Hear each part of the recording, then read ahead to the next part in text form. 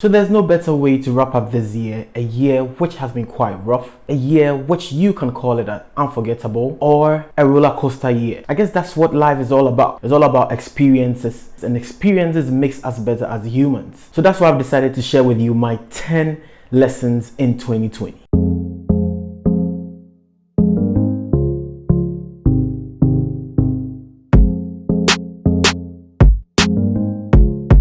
So hello everyone, welcome back to my channel. Dandio here. So this is my last video of the year. It has been quite a long year, but most importantly, we are all here today. You watching me, you are here today, and you should count yourself blessed. So I'm going to share with you 10 lessons, as I said earlier, that I learned from 2020. So I want you to stick around with me because I save the best for the last.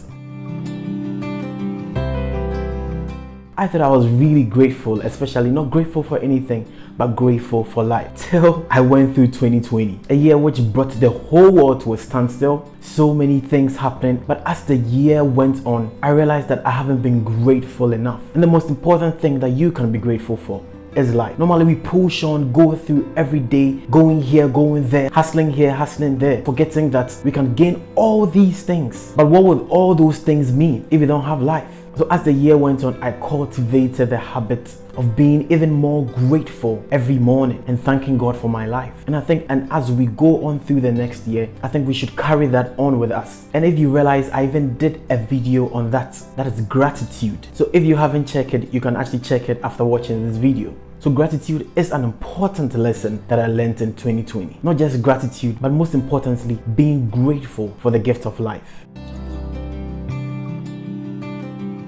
I didn't know that I needed much time off than when my board exams was actually postponed. We were actually supposed to write it in April, but it was postponed to June. So when it was postponed, I told myself that, you know what, I'm going to take 1 or 2 weeks break without reading any medical book. So during those 1 or 2 weeks, then I realized how much I needed that break. It was within those weeks that I actually read some books which were not medical books, but even a book like Make It Stick, which really helped me when I resumed my reading. It was that moment that when I took that time off that I actually even developed the skill of video editing, and that even helped me to even start my YouTube channel as well. I learned that skill when I took that break of studying. Med school can be stressful, but sometimes you need that break of your usual schedule. That's why I love this quote from Malanda Jean-Claude, and I quote, "Your body is a system. Listen to the signs. If you need rest, give it. If you need to process, allow it. If you need prayer, replenish. If you need guidance, seek it." So that's another huge lesson that I learned from 2020, taking time out. So taking time out doesn't necessarily mean that sleeping, but it can be doing something apart from your usual thing that you are doing. And that has really gone a long way to help me in 2020. So there were often times that you probably just wait for things to happen. But I realized that we don't really have much time on this earth to be waiting for the moment. But what we have to do is that we have to live in the moment, or rather even create that moment. So stop waiting for summer, rather make every season count. Stop waiting for Fridays, but rather make every day also count. Stop waiting for someone to fall in love with you, rather fall in love with yourself, and that person will rather even fall in love with you. And lastly, stop waiting for that job. Rather, if you have the means, create that job. So that is another big lesson that I learned from 2020. To stop waiting for the moment, but rather live the moment. Everybody wants to be successful, but the thing is that there are sacrifices that we have to go through to become successful. But another thing that this year has actually taught me was that success requires replacement. And I saw this tweet from Derek Moneyberg, which he tweeted that success requires replacement. So replace TV series with sleep, replace fake influencers with inspiring creators, replace toxic friends with mentors, replace complaining with gratitude, replace blame with responsibility, replace alcohol with water, and replace overthinking with action. And from all these replacements, the one that I want to dwell on is replace overthinking with action. You know, sometimes I will actually be there and I'll actually be thinking of a lot of things to do, but not knowing that what will actually make those thoughts into existence is to get up and change them into action. And I know a lot of us can actually relate to this. You can actually think, but instead of overthinking, rather replace them with actions. And that will be the only thing that will probably bring success. So success requires replacement. And the next lesson is also about success. It's not that I didn't know that success takes time, but sometimes when things happen, you actually see the whole world in a different perspective. I'm sure you all know the story about Zoom. How this year actually made Zoom what it is today. So it was said that 2 months prior the breakthrough of Zoom, it was actually recording about 56,000 downloads per day. But after that breakthrough, there were over 2 million downloads of the Zoom software every day. And I'm sure the founder of Zoom never thought that this even could have even happened. And now everybody was actually using Zoom. Schools were using Zoom. Industries, companies were using Zoom as well. And Zoom became the most searched and most downloaded software in 2020. So I used that to motivate myself. And it was another lesson that I learned from 2020. So if you're watching me and you've been working on something for quite some time now, you have to be patient. And whilst you are being patient, doesn't mean that you should actually cross your arms. You should continue working. And that is a lesson that I've actually learned in 2020. And this story of the breakthrough of Zoom really inspires me.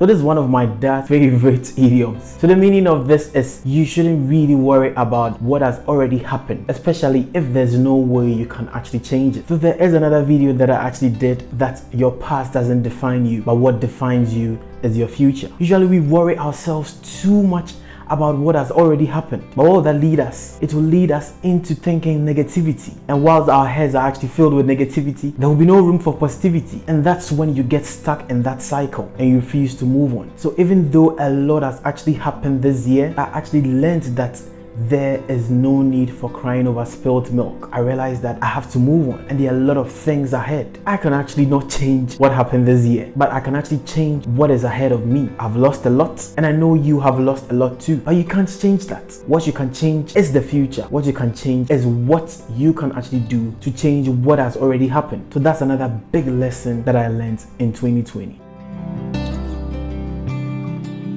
It's a huge lesson that I learned from 2020, because most of the times we sometimes require validation before we do some things. But this year has actually taught me that you might not even make it as a follower. So why wait to be considered included or being invited? All what I should do is that thread in my own lane, and I can be great in my own lane. And that's another huge lesson that I learned from 2020. You don't need validation, or you don't need to be included or invited for you to be great. You can be great in your own lane. You can be great in whatever you are doing. But make sure that you are doing it in your own way. And that is what I'm doing right now. I'm doing things my own way. And that will lead me to the 8th lesson.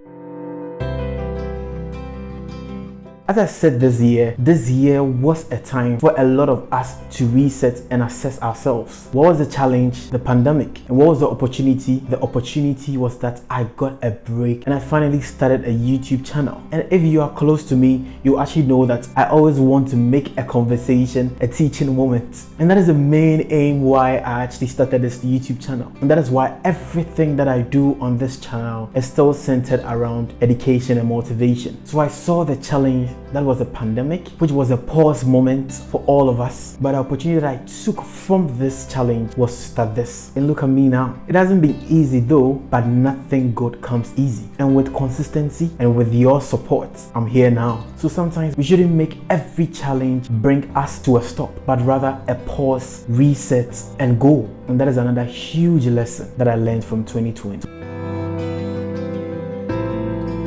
So when I was actually starting this channel, I was actually thinking that I knew what I wanted to do, but whatever I was actually doing, I wanted to come out with the best. But you know, it's good to look up to people, because then you set standards for yourself. And when you're looking at those people, you actually learn from them. But remember, you shouldn't be like them. You should be you. So I remember starting this channel, I shot my first video with my phone and I edited everything also with my phone. And I knew that was me at that time. So I had to be me. So you watching me, know that you are unique. Even though you are striving for excellence, make sure that whatever you are doing, just be you. Be the only you. And nobody can be you except you. And that is a huge lesson, not just for me, but for all of us. And to wrap the lessons up, the last lesson is something that I got to know in 2020.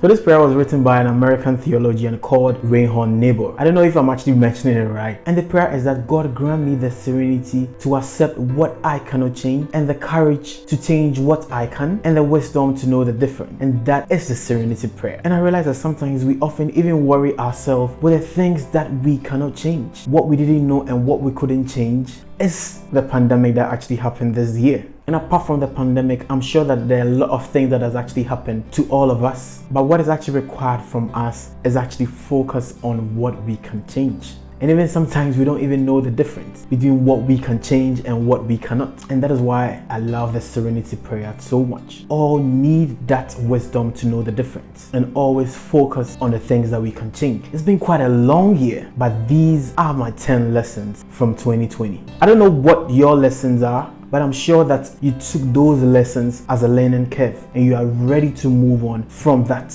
because we are entering a new year and we want to enter the new year on the positive note. You have been supportive. I couldn't have been liking my video. I couldn't have been commenting on my video. I couldn't have been sharing my video alone without you. You have been a huge support, and I thank you watching me right now, and I appreciate every single one of you. And I pray that as we enter the new year, whatever that we have on our hearts, it will be done in 2021. And that is my prayer for everyone, every single one watching this video. So let me know what your lessons has been in 2020 in the comment section. Don't forget to like the video. Don't forget to share this video. And I want to say that thank you all for watching up to this time, and I appreciate every single one of you. So now I can actually say that Happy New Year in advance, and I wish you all the best. I'll see you in next year.